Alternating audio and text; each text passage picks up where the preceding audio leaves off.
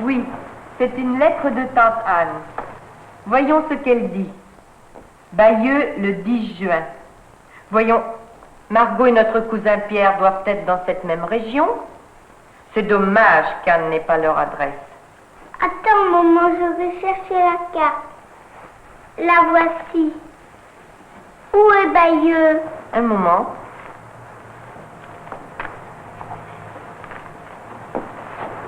Là, en Normandie. Est-ce qu'ils vont se voir? Je ne crois pas. Anne n'a pas l'adresse de Pierre et Margot et Pierre ne vont pas passer par Rennes. Ah, voici Rennes. Rennes n'est pas sur leur route. Mes chers neveux, je suis dans un beau petit café de la rue Saint-Jean. J'attends Marcel, qui doit arriver dans quelques minutes. En attendant son arrivée, je vais vous écrire un petit mot sur ma visite à Bayeux. Je suis passée par Caen, une ville nouvellement reconstruite. Je n'avais que 3/4 d'heure entre mes 2 trains. En taxi, j'ai fait une visite très rapide du centre de la ville.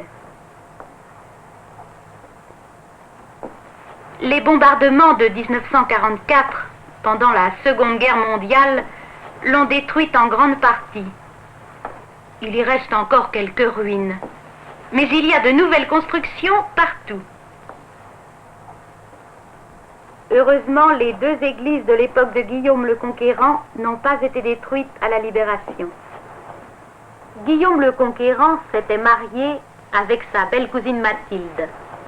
Et pour apaiser le pape à Rome, Guillaume et Mathilde ont fait construire 2 églises, l'abbaye aux hommes et l'abbaye aux dames. Déjà au temps de Guillaume, la ville de Caen était très importante. C'est pourquoi il y a fait construire son énorme château. Ce château a été en partie détruit à la Libération, mais les remparts, l'ancienne chapelle et quelques autres bâtiments sont encore là. De Caen, je suis venue directement à Bayeux. Le train était déjà en gare quand Marcel est arrivé. Je l'attendais sur le quai. Vous imaginez comme j'étais heureuse de le voir arriver. De la gare, Marcel m'a conduite chez lui. Toinette et les enfants m'attendaient à la maison. Et nous avons passé ensemble une soirée très agréable. Ce matin, je suis allée visiter la ville. Mes enfants, écoutez bien cette lettre. Tante Anne vient de vous parler de Guillaume le Conquérant, de sa ville de Caen et de ses belles églises. La légende raconte que Guillaume avait un frère, Odon, évêque de Bayeux. C'est Odon qui a fait construire la première cathédrale romane de Bayeux. À mon avis, la cathédrale de Bayeux est une des plus belles cathédrales de la Normandie. Elle a une façade remarquable. Les parties romanes datent de l'époque de la conquête de l'Angleterre par Guillaume et son armée normande. Près de la cathédrale se trouve un musée. J'ai traversé la place pour y aller. Là, j'ai vu la tapisserie de la reine Mathilde. J'ai passé des heures passionnantes à étudier cette tapisserie au musée. Il vous faudra vraiment la voir un jour. Elle est très intéressante. Cette tapisserie est un document célèbre qui nous raconte en images toute l'histoire de la conquête.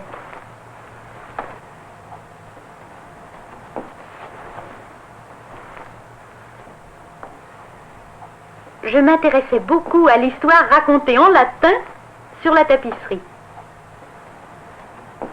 Grâce à elle, nous connaissons les coutumes et les costumes de l'époque.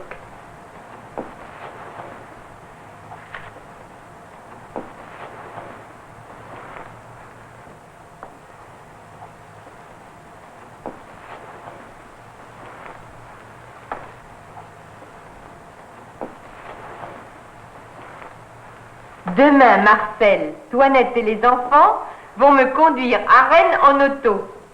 En route, nous allons faire le tour des plages de débarquement. Où ça, maman? Là, sur la côte de Normandie. Ces plages normandes sont très importantes pour l'histoire de la France et de l'Amérique. Ce sont aujourd'hui des centres touristiques où beaucoup de gens vont prendre le soleil. Mais le jour J, en 1944, on ne voyait sur cette côte que des soldats, des bateaux, des avions et des chars. Après la visite de ces plages, nous allons descendre à Avranches. C'est une autre ville importante dans l'histoire de la libération de notre pays. C'est là que l'armée américaine a pris part à des batailles importantes. J'espère voir le pavillon des Alliés et le monument au général Patton, le célèbre général américain. Du 31 juillet au 10 août 1944, réalisant la percée d'Avranches, dans le vacarme de ses blindés, en marche vers la victoire et la libération de la France, la glorieuse armée américaine du général Patton a franchi ce carrefour. Voilà Marcel qui arrive. Il faut que je vous quitte. Soyez sages tous les deux. Et donnez un grand bonjour à papa et maman. Écrivez-moi une longue lettre. Affectueux baiser à toute la famille de votre tante Anne.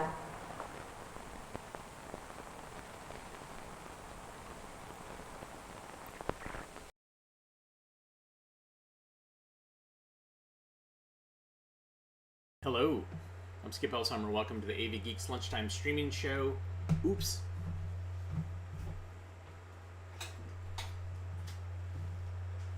Turn on my special neon sign, meaning we're open for business today. Watching some old 16mm films and learning some French, picking up some French. That was Lettre de Tante Anne. Thanks, Anne. Let's see, we got a lot of films lined up, and we got one on the telecine, which is behind me. We're going to learn some more stuff, and this one involves beginning motorcycle skills. Enjoy.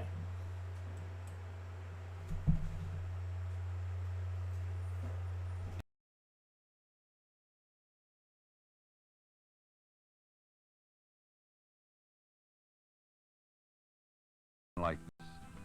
So you have to know where every control is located and be able to operate each control without looking. In an emergency, you don't have enough time to find the control and operate it. Your reactions have to become automatic. And that's what this unit is all about. You'll learn to locate and operate all of the important controls, locate and learn the function of all important motorcycle parts, and perform a pre-ride inspection to make sure everything's in safe operating condition. You've got to be able to do these things before you even start the engine. Motorcycles are not like automobiles. The location of the steering wheel, accelerator, brake, and clutch are the same for all cars. But motorcycles are not standardized. Different brands of motorcycles may have some controls in different locations. Also, motorcycles have some controls which aren't on many modern cars. We'll be talking about this motorcycle throughout the film. But you can check the owner's manual if your motorcycle is different. The main controls are located in two places. Hand-operated controls are on the handlebars. Controls operated by the feet are located on the left and on the right side of the motorcycle, just below the engine. The ignition switch on most motorcycles is located in front of the handlebar or just under the fuel tank.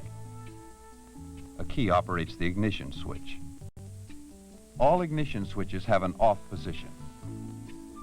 Switch on when you're going to start your motorcycle. Some motorcycles also have a third position which turns on the headlight and tail light. Others have the headlight tail light control on the handlebar. Check your owner's manual for the exact location. The headlight dimmer switch is also on the handlebar, marked H for high beam and L for low beam. On most motorcycles, an indicator lights up when the high beam is on. Off for low beam. Leaving the headlight on, even during the day, is extremely important. It makes you much more visible to other drivers. The turn signal switch is also located on the handlebar. Push the signal to the left for left turns, or to the right to signal a right turn. The indicator light shows you the signal is flashing. Unlike cars, this switch on a motorcycle doesn't shut off automatically. Don't forget to turn the signal off yourself.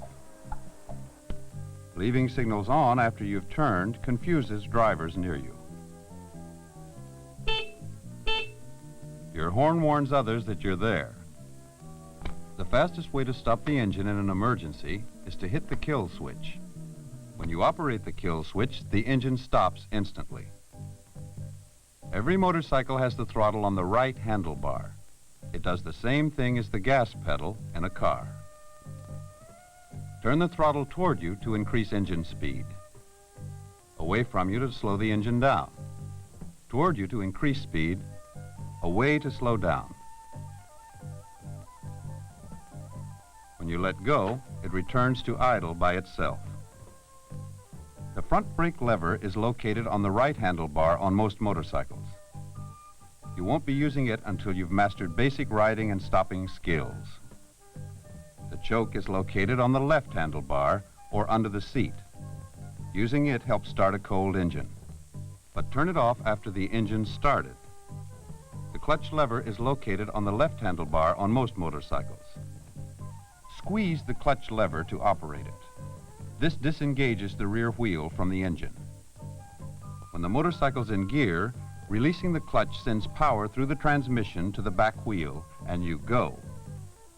The gear shift lever is located here, on the left, for most motorcycles. You change gears with your toe, releasing the lever each time between gears. Lift up for a higher gear.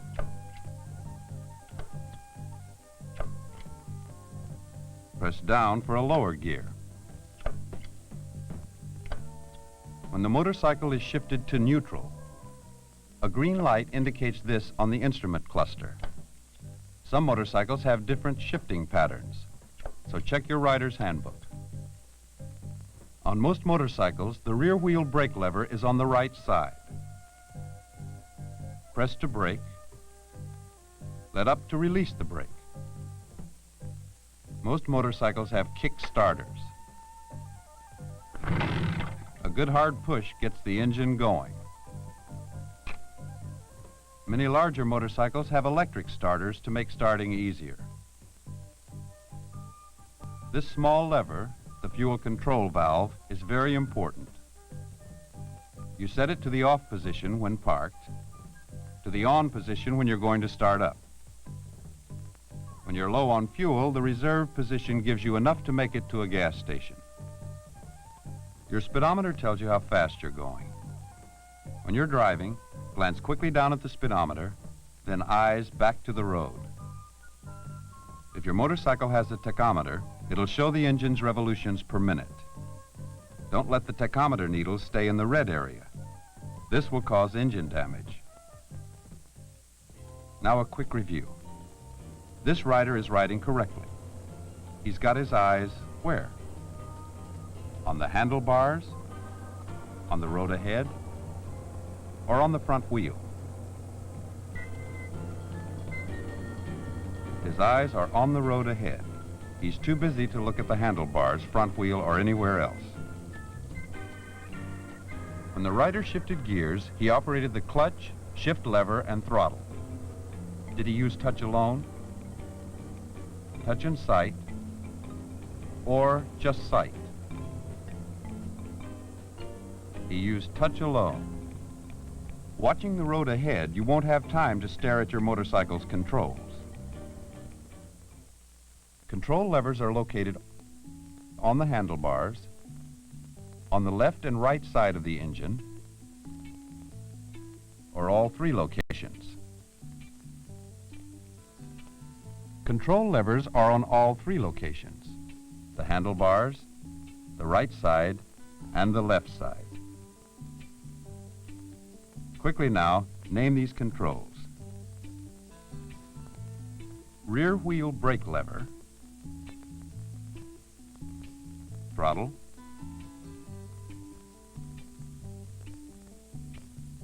choke,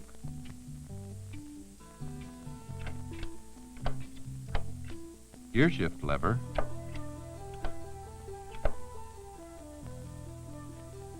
ignition switch,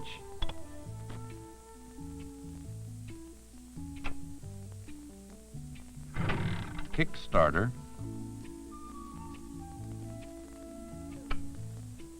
dimmer switch. This completes part 1 of Unit 2.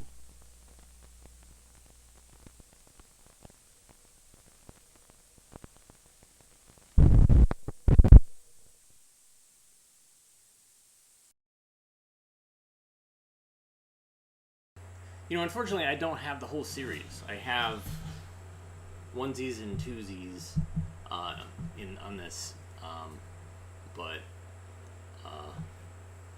you know, I'm trying to imagine where they would have shown this. Maybe someplace that gave lessons on how to ride motorcycles, or if there was licensing for a state DMV, like maybe you were required to watch this before you did your skills test and you took your test and got your license.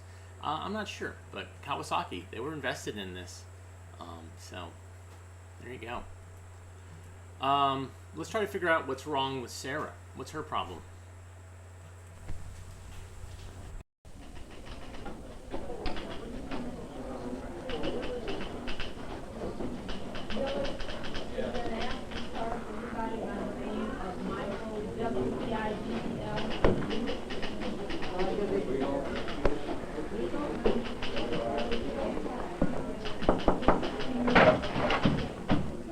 Sarah, wait outside. I'll be with you when I can. Hey, Chris, where were you going?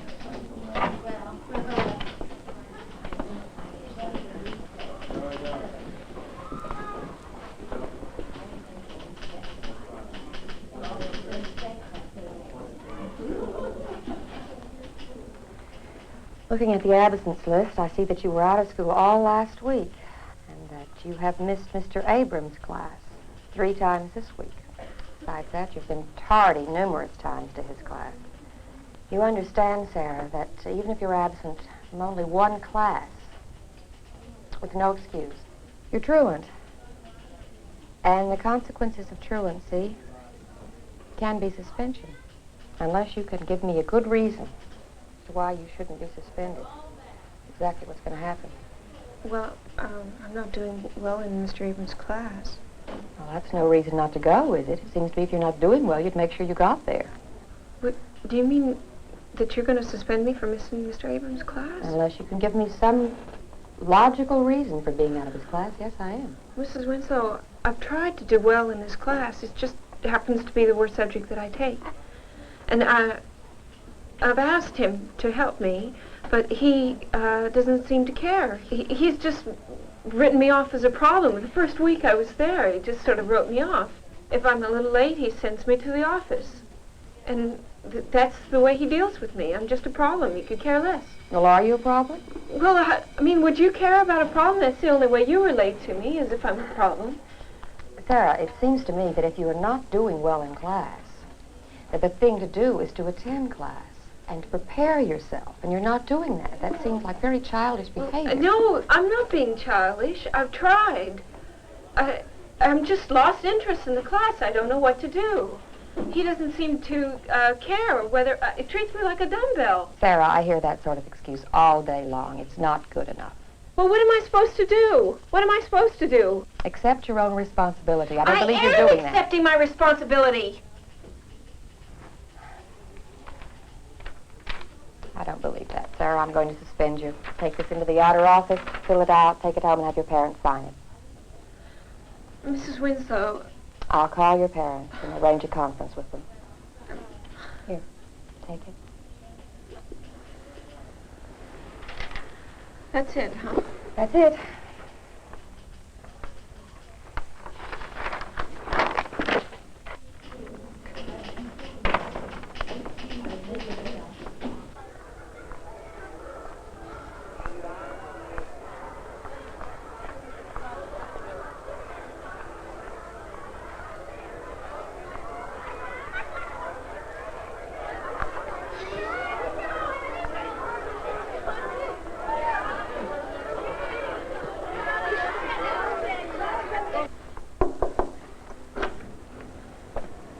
Martin? Mrs. Martin? Hi. Hi, Sarah. Can I talk to you for a few minutes? Sure. Sit down. I just got suspended from school. And Mrs. Winslow said she's going to call my parents when they get home. I tried to talk her out of it, you know, but she's got her mind made up, and I thought maybe if you could talk to her.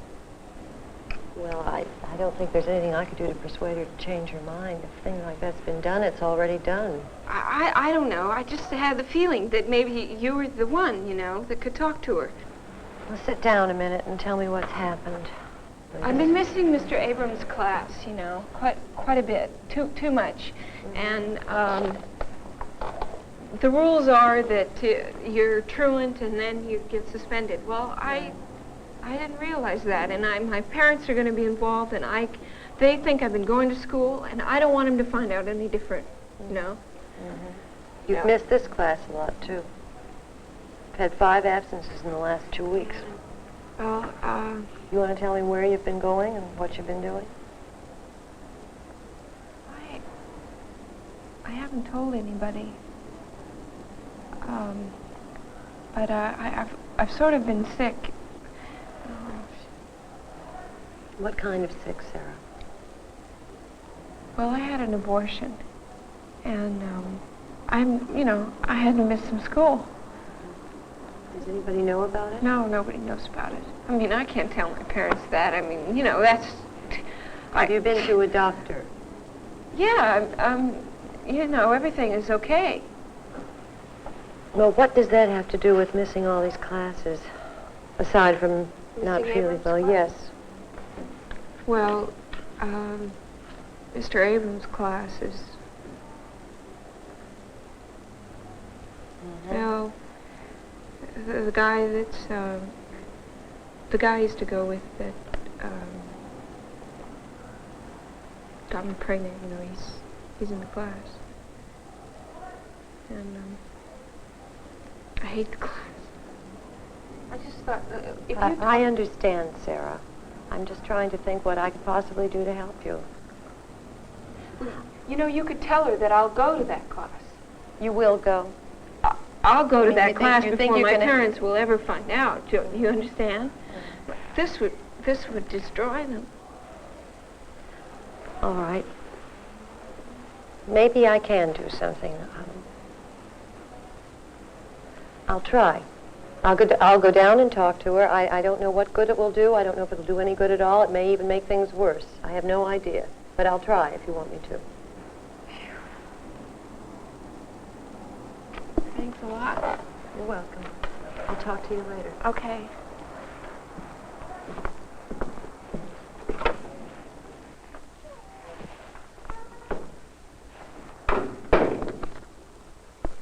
Miss Winslow, I think we're really talking about something that's after the fact. And I think that one of the biggest problems now is that when her parents find out about this, there's going to be even more trouble at home. Well, if it is a problem that's very crucial and traumatic in the girl's life, I think her parents should be made aware of it. I mean, the school simply cannot assume that sort of responsibility. Well, I appreciate the school's position, and I appreciate your position. But I think this one time, you're going too much by the book. If we let Sarah get away with this, we'd be setting a very dangerous precedent. We can't assume responsibility for the child's actions. Yeah, but the crisis was solved. It's not a serious matter any longer. I think I'm in the best position to judge that. Well, the problem was all solved last Friday, and I can assure you that she's promised me, and I trust her, and she will go to class regularly from now on.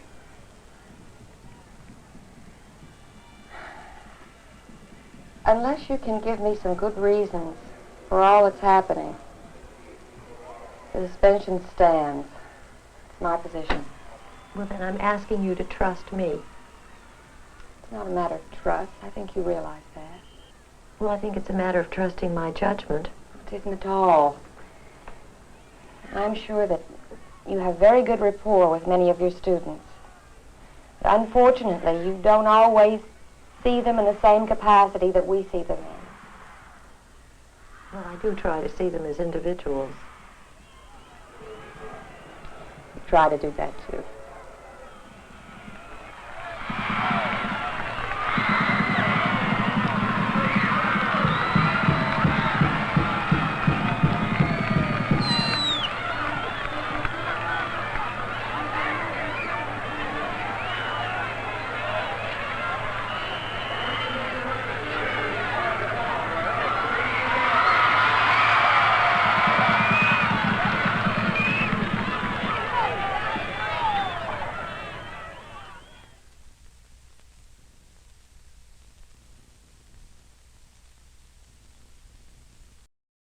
All right, so I'm perplexed by that last little crowd sound. Can anybody chime in the comments? Like, did I miss something? Like, I'm not really sure what's going on with that, but for a second I was scrambling. I was like, where's the noise coming from? Where's it? It's coming from another source. Am I playing another video? What's happening? Anyways, thank you, William and Julia, for the coffee. It's much appreciated. You can buy coffee by going to buymeacoffee.com/avgeeks. Now, some of you have commented in the past the buymeacoffee.ee/avgeeks is a typo and it doesn't work. But I just tested it and it did work. It's like a shortcut. But I can check to make sure that it's correct on all of the things. But I appreciate everybody checking in. And I appreciate the coffee, because yesterday was National Coffee Day, I'm told. Seems to be a lot of national days. National Daughter Day, National Sunday, National Silent Movie Day, National Coffee Day, etc., etc. All right. One of my favorite focus frames is by Cahill Films. It's beautiful. Look at that, like the arrows and the kind of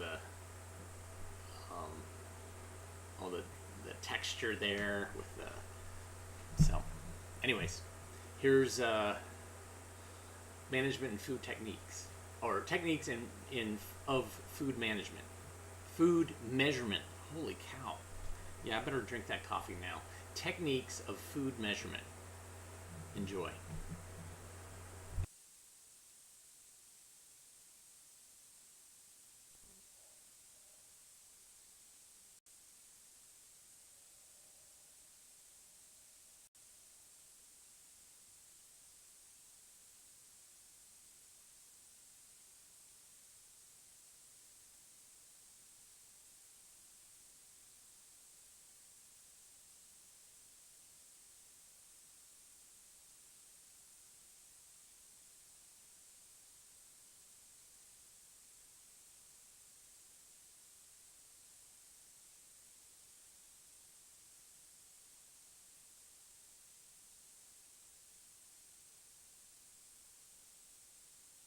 And produce better products.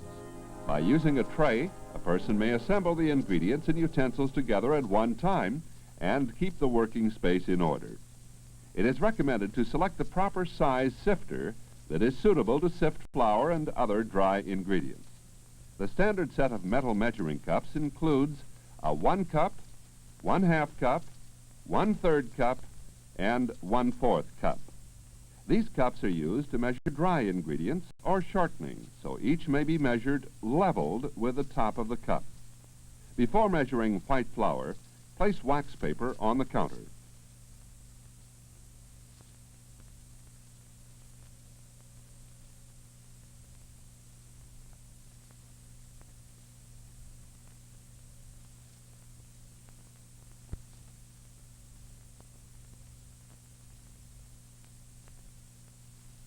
Sift enough flour before measuring so it will be easy to spoon the correct amount into the measuring cup.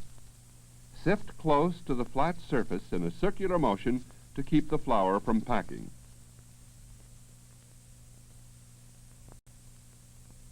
Carefully place flour into the cup with a spoon until the cup is full.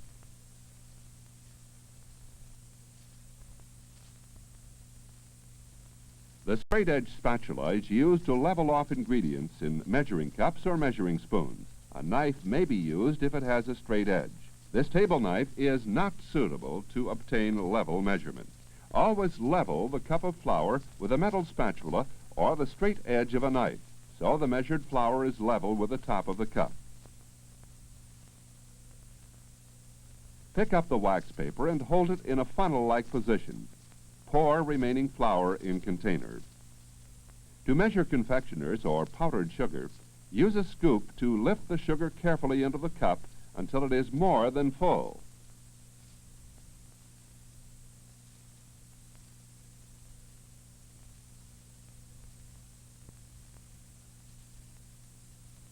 Level off the cup with a metal spatula.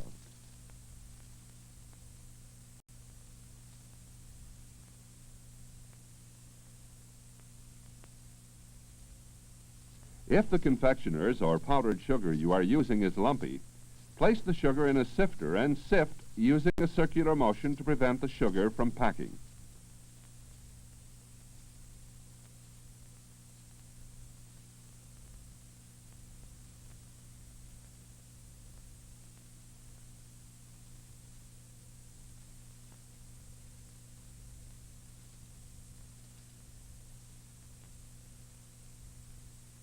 Place the sifted sugar carefully into the correct size measuring cup and level using a straight edge. Place granulated sugar in a dry measuring cup.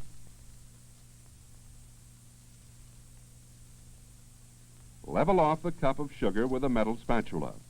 Your excess sugar will fall on the wax paper resting on the counter. If granulated sugar is lumpy, the sugar should be sifted first.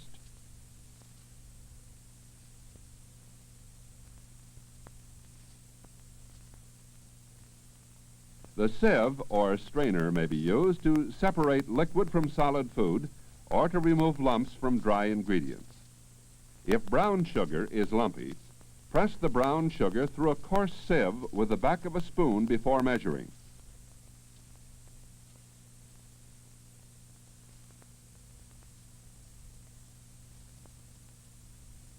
Brown sugar, unlike other dry ingredients, must be packed firmly with the back of a spoon to hold the shape of the cup when it is turned out.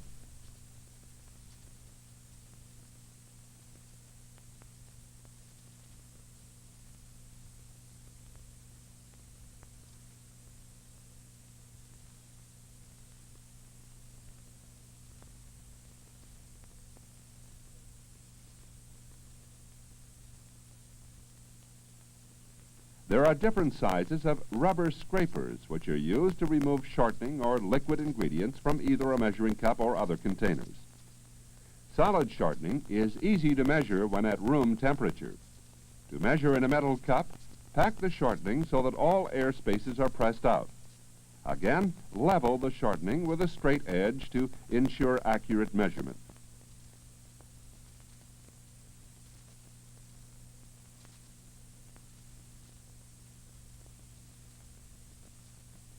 The rubber scraper helps to remove all the shortening from the bottom and sides of the measuring cup, which may be difficult to get out.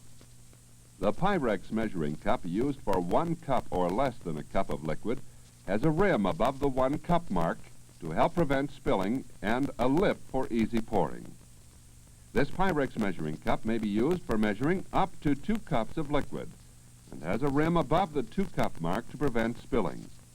The lip, which extends beyond the rim of the cup, makes pouring a little more easy. To measure a liquid, place the Pyrex measuring cup on a flat surface and pour the liquid to the desired measurement line. Always be sure that your measurement is at eye level. To measure thick liquids, oil the Pyrex measuring cup lightly before pouring in the ingredients.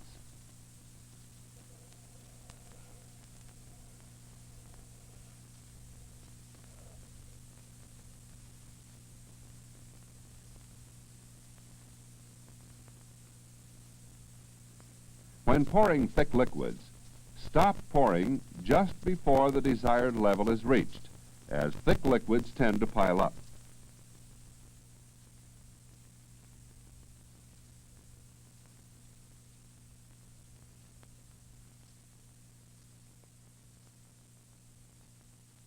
If necessary, use a rubber scraper to remove all the liquid from the cup.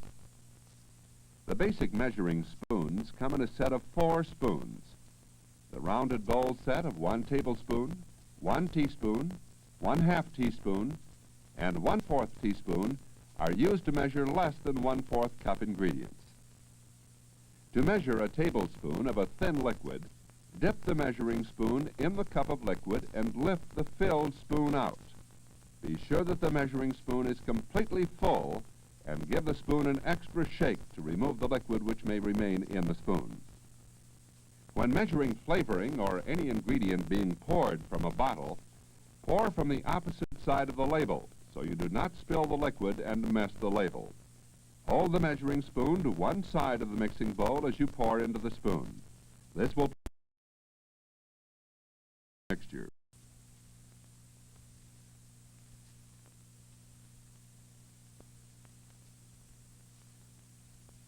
To measure 1/2 cup of shortening by the water displacement or cold water method, first measure 1/2 cup of cold water.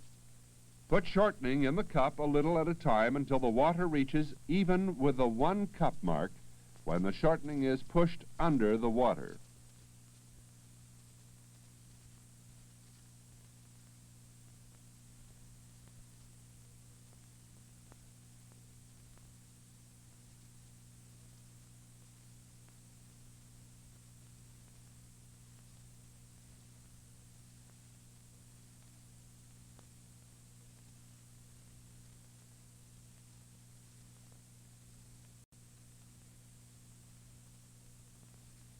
Drain off all the water, and then 1/2 cup of shortening will remain in the cup.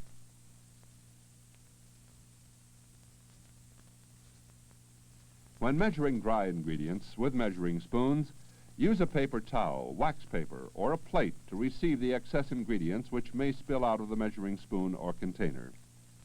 To measure spices, stir before measuring to remove any lumps that may have formed.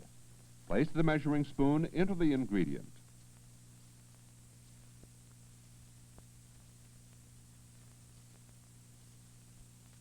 Level the spice with the edge of the can or a straight edge.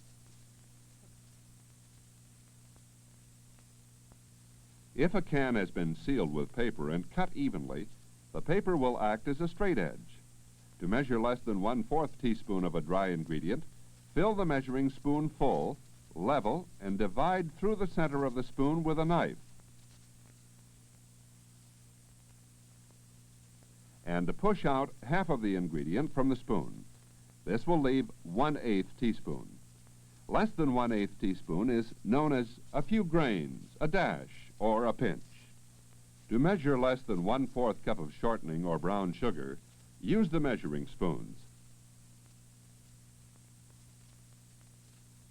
Place your finger under the bowl of the spoon as you dip the spoon into the ingredient to prevent the measuring spoon from bending or the handle breaking.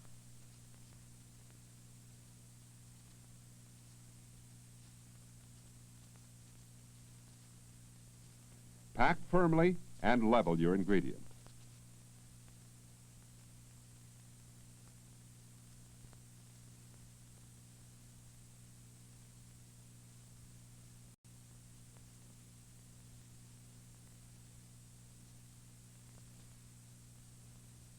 There are 16 tablespoons in 1 cup. Notice the 15 tablespoons of leveled flour.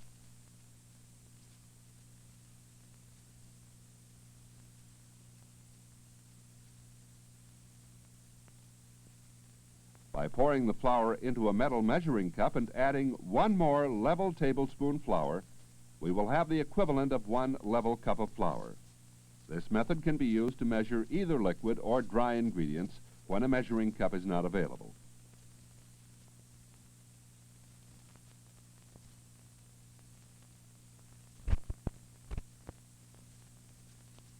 To measure 1/2 of an egg, break the whole egg into a small bowl or cup and beat with a fork or beater until it is a uniform yellow color. Dip the measuring spoon to the bottom of the cup so that you will have a tablespoon of egg rather than the foam. There are approximately 4 tablespoons in 1 large beaten egg. The accuracy of level measurement with which you measure the ingredients in a recipe is the most important item one can do for successful cooking and the preparation of foods.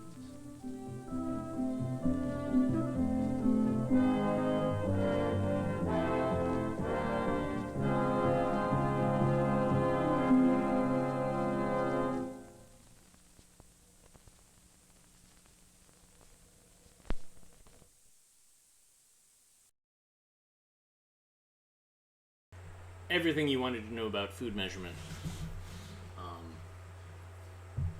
Yes, this is a home ec film. And I apologize for the audio fritzing out. Something, either the Black Magic box that I'm using like right here, or OBS software, something's misbehaving. And so I just had to switch it and make it not so weird. All right, so let's learn about the land of the free, thanks to a car manufacturer.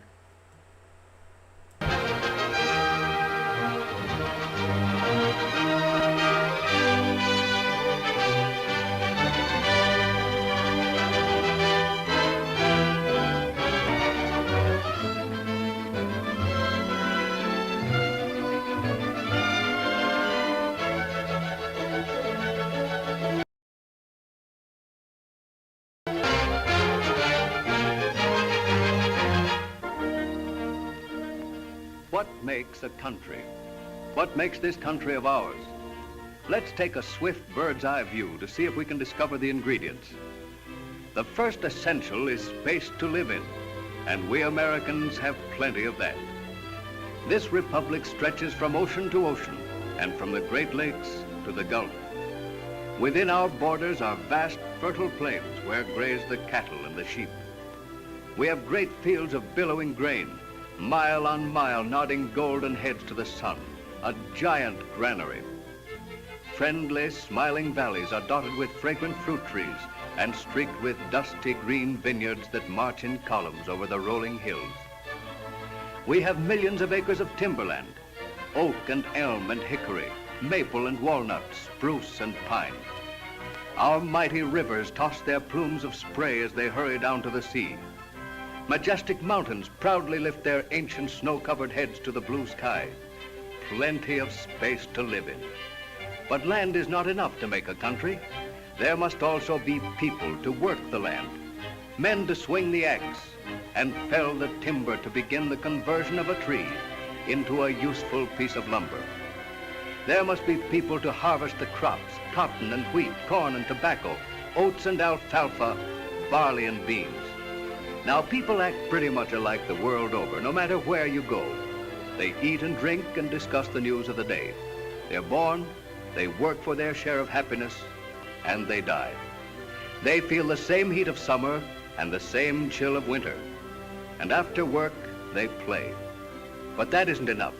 And that's why for 300 years they've been coming to this country. Our fathers or our fathers' fathers, months or years or generations ago, made the long voyage to these shores in search of freedom. For more than half a century, the Statue of Liberty, soaring symbol of America, has held high aloft a torch, brightly burning, to light the way for 26 million new Americans to this new land of opportunity, to this land of the free. And what treasures are ours? We produce 34% of all the coal mined in the world. From our wells gushes 62% of the world's supply of oil.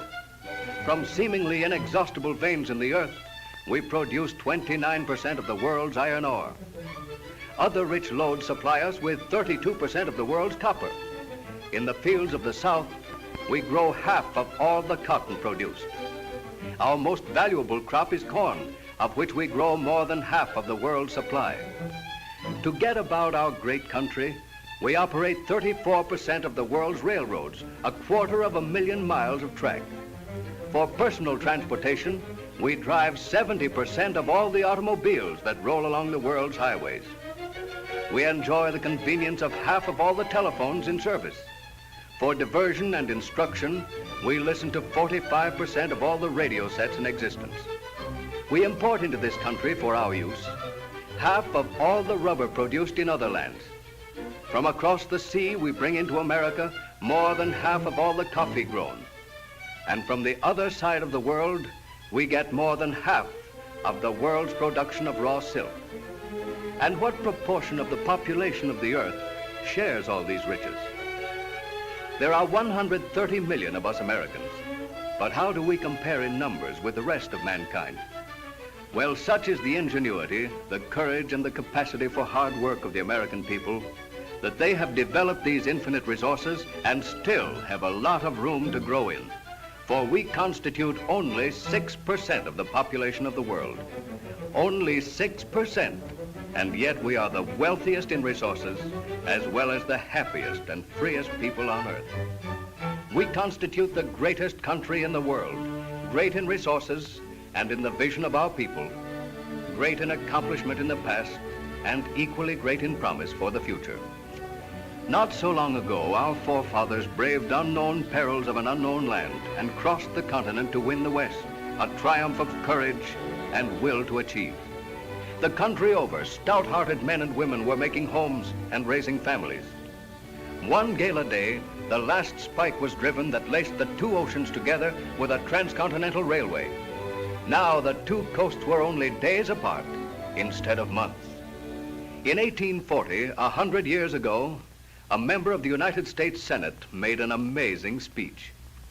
I urge the closing of the United States Patent Office. It is obvious, I think that you will concur, that we have exhausted our inventiveness. And because there is nothing further to be devised and patented, no machine or contraption that can possibly add to our virtue and well-being, I crave your support of a measure to close the patent office. Close the patent office? And since that day have come inventions that have meant jobs for millions of men and women. The electric light, the telephone, the phonograph, the automobile, the airplane, the radio, and the sound motion picture. Each year, 400,000 applications for patents are filed, from which come as many as 40,000 workable ideas. Why, no further back than the turn of the century, less than 4 decades ago, letters were handwritten by the light of an oil lamp. Now your secretary turns out her work swiftly and legibly on the typewriter. Not so long ago, metal was shaped by the smith, and a mighty man was he, because he had to be. Nowadays, a man touches a lever, and the jaws of a giant press close on a sheet of steel to form the top of an automobile. Not so long ago, milk was skimmed by hand, but now the separator efficiently divorces the milk from the cream. Plowing used to be a slow job and a hard job not so long ago, but now American inventiveness has lightened the labors of the farmer with the tractor and the gang plow. Nature created Niagara Falls, truly a beautiful spectacle. But even more magnificent is the largest man-made structure on Earth, Boulder Dam, eloquent testimony to the vision of our country. For this tremendous work will make the desert to blossom like the rose, creating garden spots where once was trackless waste. We have flung great bridges across bays and streams that people may move more easily from one place to another for the exchange of goods and ideas. Over and under rivers between the United States and the Dominion of Canada are bridges and tunnels that cross the boundary line between our good neighbor and ourselves, a 3,000-mile frontier of friendship, over which not a gun has been pointed in enmity in more than 100 years. Typically American are our majestic cities with their towering skyscrapers of steel and stone and glass. Truly an awe-inspiring sight is Manhattan Island. In busy, bustling Chicago, millions have been spent to beautify the lakefront. until it is now one of the showplaces of America, the gift of a generous city to its people. The national capital at Washington. Breathes there a man with soul so dead, who never to himself has said, "This is my own, my native land." This country has been called the melting pot because by some strange alchemy, a variety of ingredients goes into it, and the result of the bubbling and seething is always the same: a fresh creation, a new citizen, an American. Sharing every smile and tear, marching along together, twisting till the skies are clear, singing along the highway, over the road that's wide. Without the bugle, without the drum, we need to chase the jinx. Oh, run-ti-tiddly, here we come, we're handy-rinky-dinks. So marching along together, life is wonderful side by side. And what makes an American? Well, there's education. Free schools for all the people. Only 150,000 of our youngsters were enrolled in institutions of higher learning 50 years ago. Now, the enrollment is 1,200,000. Then there's a free press for the uninterrupted exchange of ideas.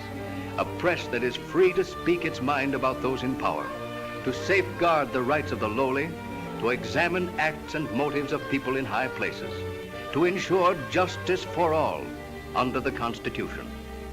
There is free speech, for we are an aggressive, tough-minded people who never hesitate to speak our minds. Still, the fact remains that we homeowners have our rights too. And I, for one, am going to stick up for mine. From its beginning more than 300 years ago, America has been the haven of the oppressed who found religious freedom here. Dotting the landscape in city, town, and country are church spires reaching up into the heavens. Great edifices invite worshipers to sit beneath their hushed and holy domes. Here in America, every man may worship his God according to his lights, may address the Almighty, if he so pleases, in the tongue of his fathers, for this is the land of the free. We Americans like to play. Laughter rings out in the land, on the beaches of the Atlantic and the Pacific and the Gulf, of lakes and rivers and streams.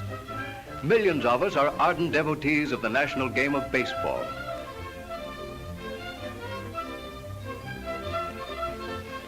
On each coast is a great exposition to teach us, amuse us, and amaze us. One has arisen outside of New York City on the Flushing Meadows, the other on Treasure Island in beautiful San Francisco Bay. All the year round, the out of doors calls us, bidding us forget all care and live an hour or two with nature in her ever-changing wonderland, always fascinating whether in the crisp cold of winter or on a soft June evening out in the woods. Where the deer and the antelope play. Back in 1900, men were still doing many laborious tasks by hand. Then came the beginning of a new program of action, the American Way, which consists of an endless chain of 4 links. Endless because no one can say which comes first. One link was quantity production, by which products of finer quality were produced in greater numbers at a price within the reach of everybody. General education was essential to the American Way, so the people could learn the advantages of a product from magazine advertising, from newspapers that daily tell 100 sales stories, from billboards that display a message so that he who runs may read, and from the radio that takes education directly into the home. Now we have national desire exemplified by a hurrying stream of shoppers. Quantity production means a product that combines high quality with low cost, returning more value on the investment, whether it's an automobile or a cake of soap. Nationwide distribution means laying down the product in every community for the convenience of the prospective buyer. General education is accomplished by advertising in all its forms and through all available media. Thus is engendered national desire. The result is the American way, unapproached, even unique, as it operates day in and day out in furtherance of the health, happiness, and well-being of all of us, of higher standards of living than exist elsewhere in the world, here in the land of the free. This was a mighty snappy job not so long ago, only 40 years, in fact. And yet this scene almost takes us back to the dark ages. So rapid has been the growth of the automotive industry, the outstanding example of the American way in operation. In 1900, there were only 8,000 motor vehicles registered in the United States. By 1906, the number had grown to 105,000. We topped the million mark for the first time in 1913 with 1,258,000 registrations. 2 years later, the total was 2,445,000, and the curve went steadily upward through the years. 3.5 million in 1916, 5 million in 17, 6 million in 18, 7.5 million in 19, and 9.25 million in 1920. What a growth that was in a score of years. But it still went on and up. 15 million in 1923, 22 million in 26, 26.5 million in 30, 28 million in 36, and 29.5 million last year. Think of it. In 40 years, we have built a total of 62.25 million motor vehicles. And we're going to keep right on building them more and more, for Americans always have demanded and always will demand these necessities of good living. Now for the men and women who build the cars. Motor car companies employ as many as 500,000 persons in a year and pay them as much as $800 million in 12 months. Another 1.25 million are employed in sales and service. And when you consider the related manufacturers who depend on the automobile business, you find on the payrolls more than 6 million employees. 1 out of every 7 gainfully employed in the United States. America's road building program went hand in hand with the development of motor transportation. Until now, we have 360,000 miles of surfaced highways. In the fiscal year of 1939, more than 3.5 million men were employed on road construction and maintenance. The motorists of America fill their tanks each year with 22 billion gallons of gasoline, 90% of the total United States production. Automobile manufacturers ship their product in 3 million freight carloads, for which they pay the railroads the staggering total of $360 million. The automotive industry writes many another big check. In a year, it spends more than $23 million for cotton. Nearly $3 million is the bill for wool, and another $2 million goes for mohair. The cattlemen receive more than $1.75 million for hides.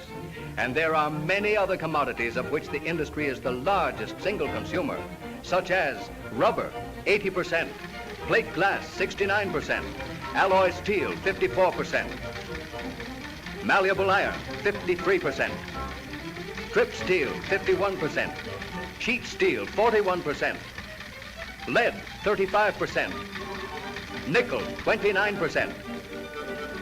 Every state in the Union contributes to the building of automobiles, and every state profits. New England weavers make fabrics for upholstery.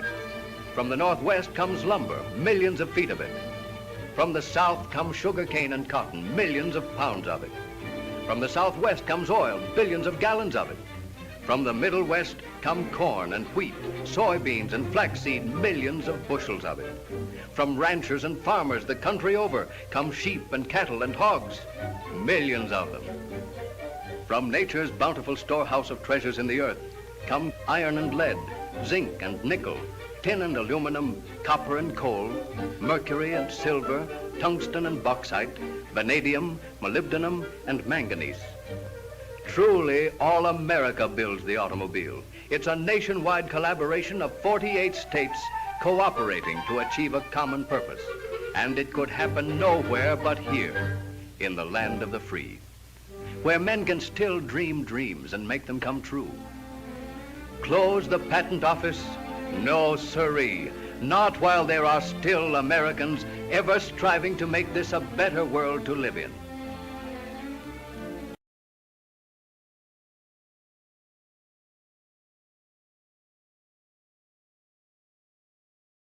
Close the patent office? No, sir.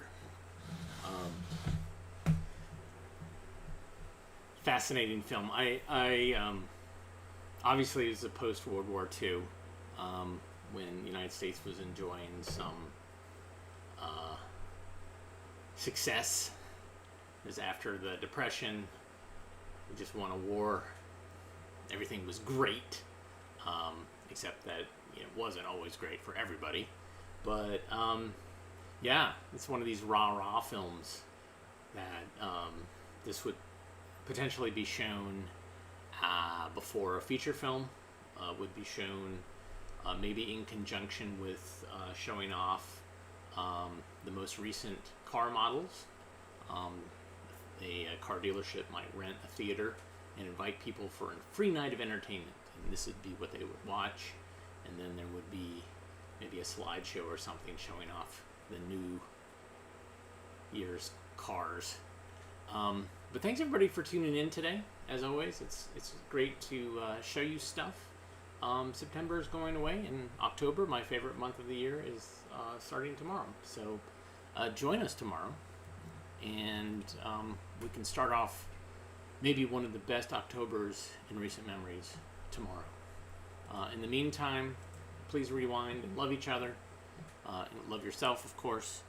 Reach out to a friend or family member who's struggling, especially those in the healthcare world. I have a friend who basically is a nurse who is dealing with the absolute worst part of this COVID resurgence, and so we're buying her dinner and giving her virtual hugs, just to kind of help. So anyways, everybody have a great rest of your day, and we will see you again tomorrow. Everybody take care.